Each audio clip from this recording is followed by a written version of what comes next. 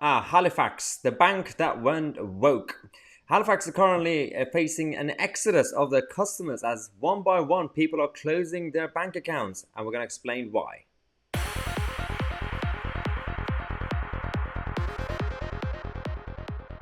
You know what they say, everything that goes woke goes broke. Now, first they started, you might have seen a few days ago during June, the month of Pride, when Halifax tweeted this picture of one of the staff members, Gemma, and they had the pronouns she, her, hers, as if that was confusing. Of course, Gemma is going to be she, her, hers. But then they started promoting that, saying pronouns matter. Hashtag is a people thing. They're going with their slogan. It's not. That's not the main problem of this. The problem continued because a lot of the customers decided to complain, saying, "Well, is this necessary? We're still facing a lot of problems. Your customer service is not great. We're waiting for you to get back to us. Yet you're spending your time preaching. Banks should just look after our money instead of telling us what to think, how to live our lives." Then the whole thing continued by Halifax on social media responding to their own customers by saying that we strive for inclusion, equality, and quite simply, in doing what's right. Wow, okay. And then they said, if you disagree with our values, you're welcome to close your account. Guess what happened? Yeah, people started to close their accounts. What do you expect to happen when you tell your own customers to go away? You do realize there's a problem right now in the banking system. You can't afford to lose customers right now. And then people decided to go to the cash machines, and obviously they replied to the tweets and emailed them saying, how do we close our accounts? Then Halifax were forced to actually give the detail of how to close your account. So it got really embarrassing at that point.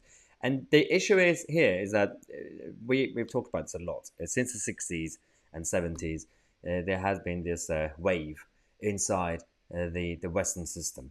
The British establishment, generally speaking, were infiltrated from early days by the hippies at the time. And the agenda continued, infiltrating our education system, our media, our cultural establishments, and now the political class as well. Everything were completely infiltrated by the Marxists, and the people who had these sort of values thought that we have to change people's lifestyles and views and thoughts and behavior. That's the only way you could have your left-wing utopia. This is why we're in this mess. And I made a joke on Twitter earlier, said, we made a joke before about the millennials being lazy and emotional. We kept telling them to get a job. Yeah, and then they ended up getting jobs at banks and corporations. And then, of course, like a virus, the whole thing spread everywhere because they made all these organizations completely woke, and now they're going broke. Now, one account holder told the Mail Online that they have already pulled out their investments and savings worth £450,000, while many more said that they are closing their ISAs, cutting up credit cards, or transferring balances to the rival banks after they accused the bank of alienating their customers with pathetic virtue signaling. It is embarrassing because considering Halifax, during the financial crash, the taxpayers, well, our lovely government used the taxpayers to bail out this bank worth £30 billion. Yeah, a £30 billion bailout to save Halifax just so that they could survive and thrive for inclusivity and equality. This is the situation we now have. They make mistakes. They made a mess. We had to save them. And now they're telling us how to live. This is why people are sick and tired of all this situation. By last night, this is actually a couple of nights ago, close to 10,000 people of their customers and other people had protested on social media. One woman said that she had closed her Halifax credit card account over this crazy policy. It's because it's about policing language. It's not just some, progressive, we're just going to do it for ourselves. If they just do it for themselves on a voluntary basis, I'm fine with that. You can do whatever you want. I'm a libertarian. I don't care what you want to do. But if you're going to tell people and your customers how to, again, live or think, that is the problem I have. Now, it's quite interesting considering Halifax, they say they strive for inclusivity and equality. Well, comparing to the average hourly pay, women's mean hourly pay is 33.5% lower than men's. So they don't even pay their own female staff the right wage. a salary, because I'm guessing, it's because they can't even define what a woman is. So if you don't know what a woman is, how do you pay them? So I'm not surprised that this is the situation we have now. The whole system is all over the place.